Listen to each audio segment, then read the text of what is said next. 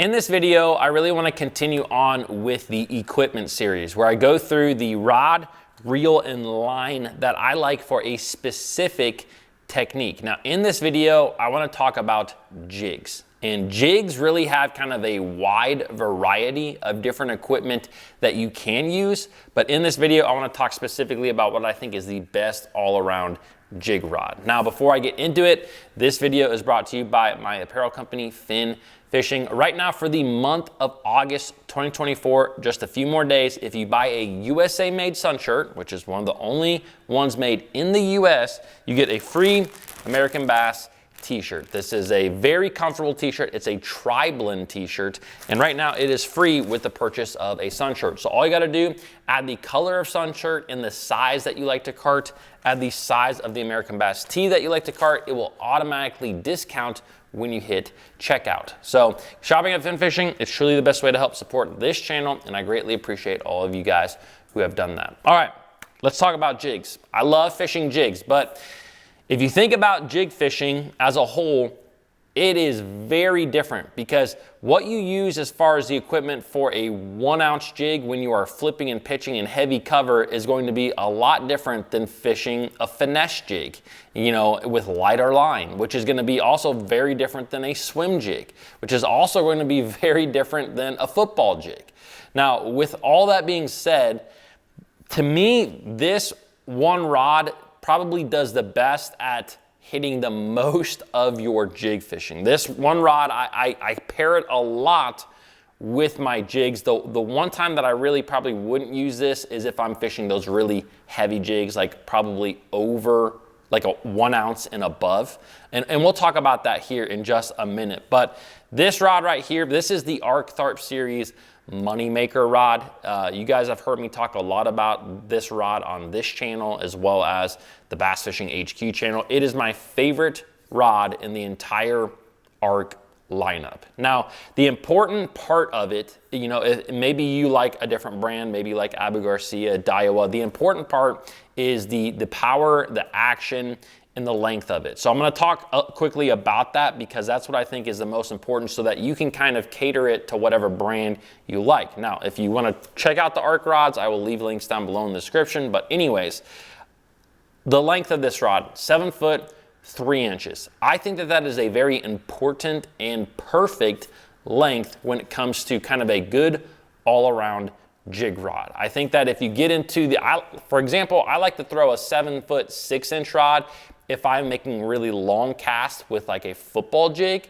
but I wouldn't like that 7 foot 6 inch rod if I was flipping or pitching and skipping a jig up underneath docks. You can skip with that length of rod, no problem, but you are a little bit more accurate with a shorter rod. So 7 foot 3 inch, 7 foot 2 inch, I think that that is really kind of that perfect all around rod length. I think that that is the perfect all-around rod length for a lot of different techniques, but definitely when it comes to a jig, because there are times where I'm going to take, you know, an Arky style jig, a 1/2 ounce jig, and I'm going to fish it offshore, and then I'm going to flip it and pitch it into a, you know, a lay down log, or I'm going to skip it underneath of a dock. I think that this rod does a little bit of everything. So 7 foot 2 to 7 foot 3, I think that's the perfect all-around good rod length. Now let's talk about the power of this rod. I like a medium heavy power when I am jig fishing. I think that you could definitely get away with a heavy power rod, and I will use a heavy power rod when I am using those heavier jigs. If I'm using 1 ounce jigs or above, you know, even maybe sometimes you could like that 3/4 ounce size and above, that's when I would like maybe a heavy power rod. But most of my jig fishing is done with a 3/8 ounce and a 1/2 ounce and a 5/8. Like those are the jigs that I fish the most, like all around. I fish those jigs a lot. This rod to me is perfect for, the power is perfect. The medium heavy power is perfect for that weight of lure. Now I think you could get away with a heavy. I just like this rod, and I set the hook really hard, so I think that having that medium heavy power kind of makes up for me setting the hook hard at times. Now the action, this is a fast action rod. When it comes to jig fishing, when it comes to Texas rig fishing, fast action is what you want. A fast action is typically kind of like a 70-30 or an 80-20 rod, meaning that the top 20 to 30% is where you're going to have some bend there. That's really important for when you are making pitches and casts. It's really good for accuracy, but then you also want the backbone. As you can see, this rod does not bend a whole lot down here, and that's really important for driving a jig hook into a fish's mouth. That's the perfect action that you want, a fast action rod.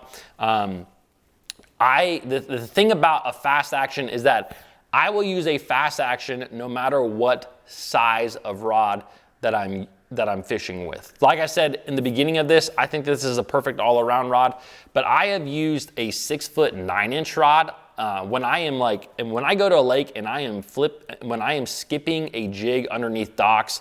That 6'9" to 7 foot is like what I'm going to use if I am specifically skipping a jig under docks. Now, if I am not punching, but if I am flipping a big jig, maybe into cattails or lily pads, I like a 7'6". Now, if I'm fishing offshore, I like that longer rod too, that 7'6" as well. If I'm fishing a swim jig, I like that 7'3", this specific rod. So as you can see, there's a number of different lengths that you can use, but the action is always the same in all those rods. It's a fast action. So I think that that's really important to understand when it comes to jig fishing. Now, the next thing that I want to talk about is the reel.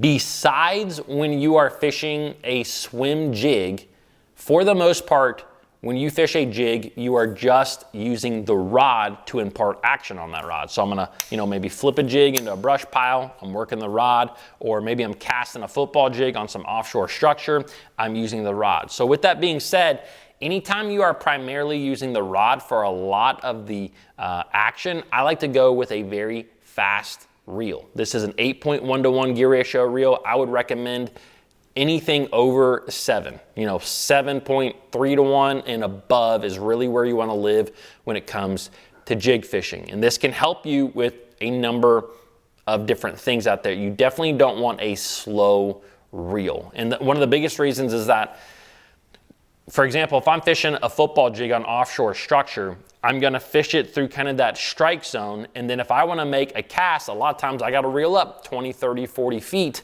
of line real quick to make another cast.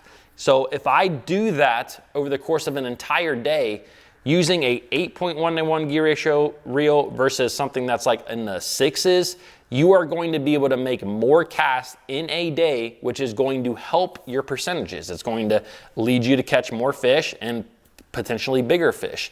So that's why I like that high gear ratio reel. Same thing when you're flipping and pitching.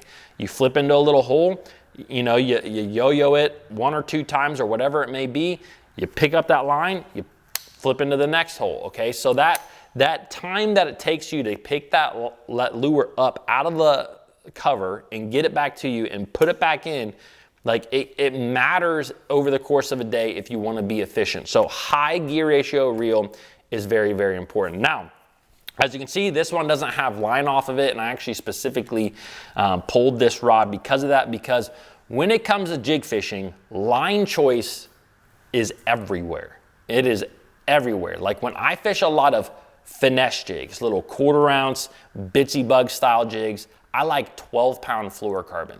Now, when I'm fishing maybe a 1/2 ounce football jig and I'm throwing it on offshore structure, I like 15 to 16-pound fluorocarbon. When I am flipping and pitching a jig into cover or around docks, I like 20-pound fluorocarbon. When I am flipping a big jig, a 1-ounce jig into vegetation, I like 50-pound braided line.